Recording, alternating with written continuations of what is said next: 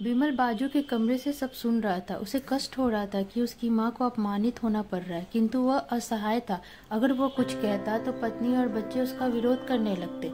दूसरे उनके तर्क भी सही लगते। चूंकि वह एक प्रशासनिक अधिकारी था, उसका सामाजिक स्तर बहुत ऊंचा था, उसकी ससुराल भी एक उच्च घराने में थी, अतः वह चुपचाप इस तरह हर दिन अपनी माँ को अपमानित होते देखता रहता था। रात को विमल की पत्नी ने कहा, देखो जी, अब कुछ करो। कल कलेक्टर साहब की पत्नी आई थी। माँ जी अपने देसी धुन धारा में उनसे मिली। मुझे बहुत शर्म आ रही थी, बताते हुए कि ये मेरी सास है। मैंने कह दिया कि दूर की रिश्तेदार है, इलाज कराने आई है। विमल को रोना आ गया, किंतु फिर भी वह चुप रहा। उसे समझ नहीं आ रहा था कि वो क्या करे। अपने बेटे की मन की स्थिति को सरस्वती अच्छी तरह से जानती थी और बेटे को कोई कष्ट न हो इसलिए वह हर बात को चुपचाप सह लेती थी।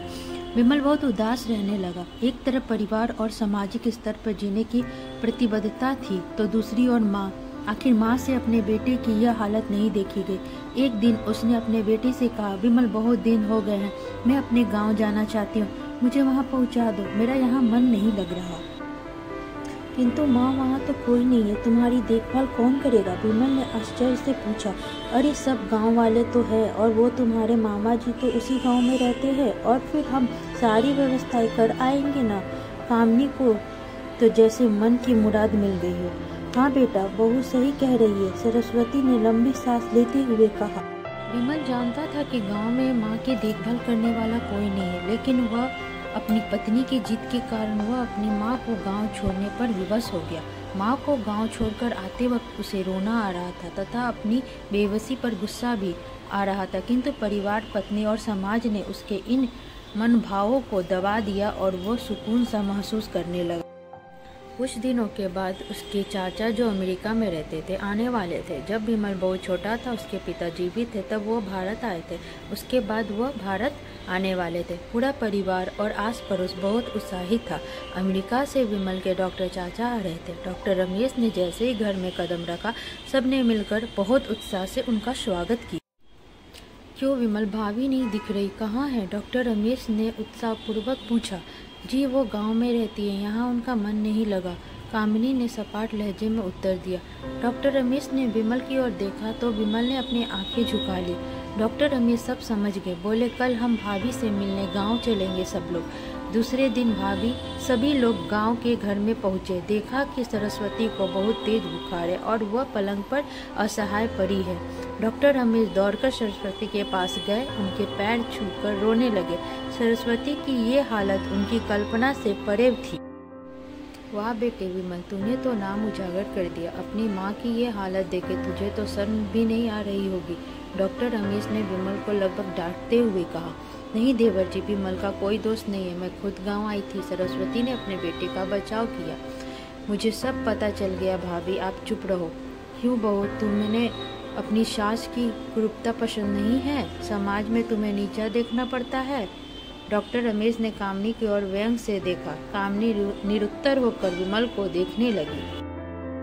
आज तुम जिस सामाजिक स्तर पर हो वो इन्हीं के संघर्षों के देन है। और बेटा विमल, तुम्हें शायद मालूम ना हो कि बचपन में जब तुम 1 साल के थे, तब तुम छत से नीचे गिरने के कारण तुम्हारी एक आंख फूट गई थी और तुम्हारी रीढ़ की हड्डी में भी समस्या थी।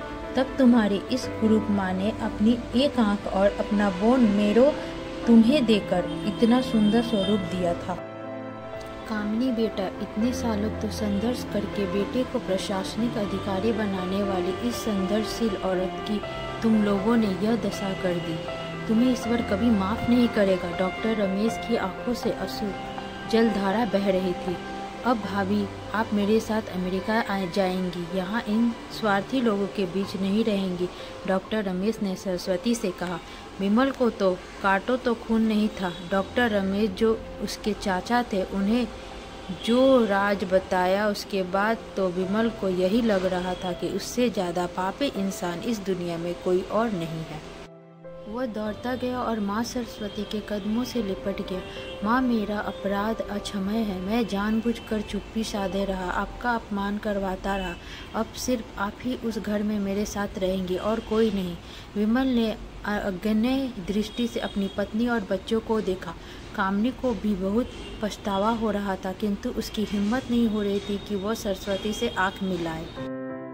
सरस्वती ने कामनी की मन की स्थिति को समझकर उसको पुचकारते हुए अपने पास बुलाया और विमल को डांटते हुए कहा, खबरदार, जो मेरी बहू को मुझसे अलग करने की कोशिश की तो तुझे ही घर से बाहर निकाल दूंगी। कामनी और बच्चों ने सरस्वती के पैर पड़ते हुए अपनी व्यवहार पर माफ़ी मांगी और माँ के हृदय ने सबको माफ़ कर दिया।